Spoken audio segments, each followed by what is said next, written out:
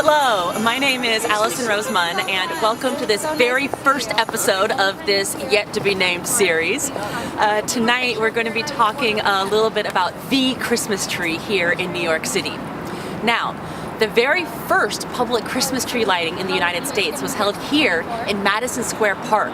It was inspired by an idea to provide a Christmas tree for everyone, especially those who couldn't afford to have a Christmas tree in their own home.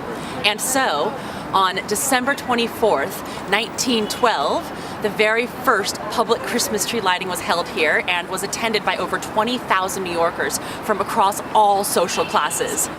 Today, you can find many beautiful Christmas trees throughout New York City. However, the most popular may be the one that stands about 30 blocks north from here.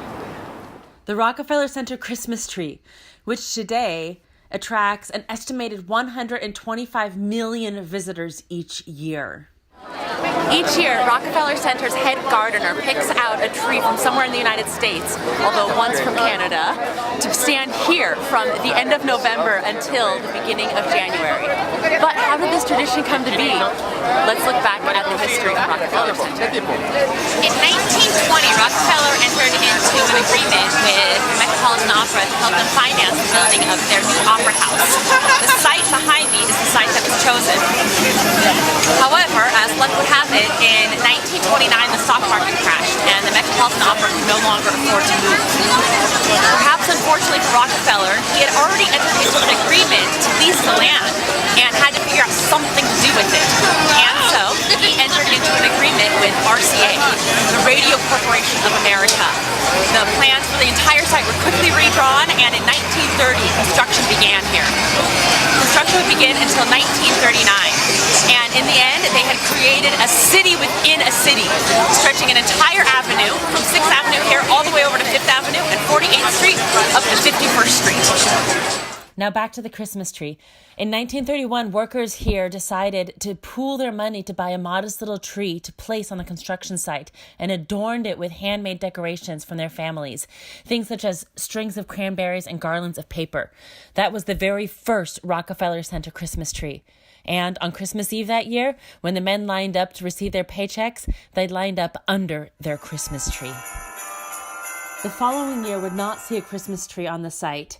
Then, in 1933, when Rockefeller Center officially opened, a tradition of an annual Christmas tree was put into place, calling it a holiday beacon for New Yorkers and visitors alike.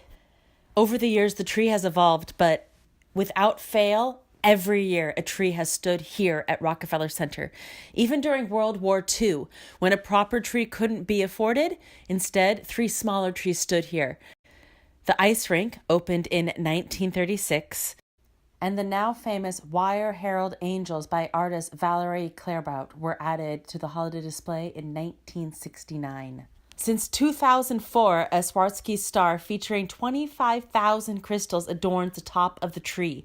And in 2007, the tree went green as the lights on the tree were changed out for LED lights. And they are now powered by solar panels atop buildings here at Rockefeller Center.